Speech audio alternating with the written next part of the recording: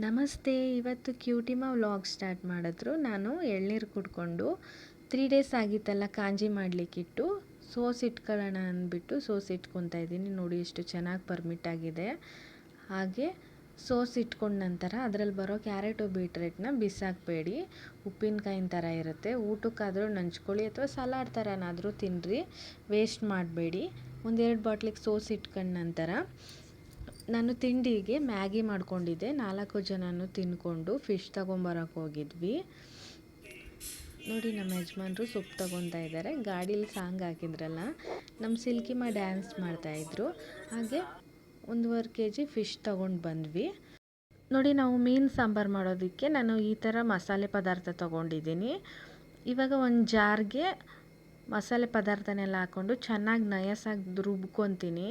ರುಬ್ಬಿದ ನಂತರ ಒಂದು ಕುಕ್ಕರ್ಗೆ ಎಣ್ಣೆ ಒಂದು ಅರ್ಧ ಈರುಳ್ಳಿ ಹಾಕ್ಕೊಂಡು ಚೆನ್ನಾಗಿ ಫ್ರೈ ಮಾಡಿಕೊಂಡು ರುಬ್ಬಿರೋ ಮಸಾಲೆ ಹಾಕ್ಕೊತೀನಿ.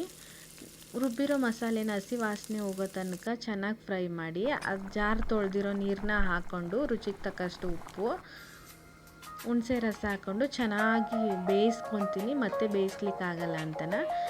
ಹಾಗೆ ಬೆಂದ ನಂತರ ಮೀನೆಲ್ಲ ಹಾಕ್ಕೊಂಬಿಡ್ತೀನಿ. ಒಂದೇ ಒಂದು ಕುದಿ ಬಂದ ತಕ್ಷಣ ಆಫ್ ಮಾಡಿಬಿಡ್ತೀನಿ. ನಮ್ಮ ಮೀನಿನ ಸಾಂಬಾರು ರೆಡಿ ಆಗುತ್ತೆ. ಇವಾಗ ಬೇಸಿಗೆ ಇರೋದ್ರಿಂದ ದೇಹಕ್ಕೆ ತಂಪು ಅಂತ ಕುಚ್ಚಲಕ್ಕಿ ಅನ್ನ ಮಾಡ್ಕೊಂಡಿದ್ದೆ ಮೀನಿನ ಸಾಂಬಾರಿಗೆ. ಹಾಗೆ ಊರಿಗೆ ಹೋಗಿದ್ವಲ್ಲ, ಬೇಲ್ದಂಡು ತೊಗೊಂಡು ಬಂದಿದ್ವಿ. ಇವತ್ತಿನ ಬ್ಲಾಗ್ ಇಷ್ಟ ಆಗಿತ್ತು. Thank you for watching.